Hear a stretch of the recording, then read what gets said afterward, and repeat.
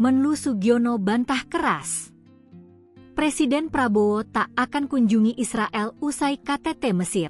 Menteri Luar Negeri Sugiono membantah kabar yang menyebut Presiden Prabowo Subianto akan melakukan kunjungan ke Israel setelah menghadiri konferensi tingkat tinggi KTT Perdamaian Sharm el-Sheikh di Mesir.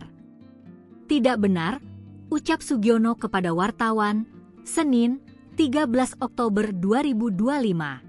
Ia menegaskan bahwa Presiden Prabowo akan langsung kembali ke tanah air setelah menghadiri agenda resmi yang telah dijadwalkan.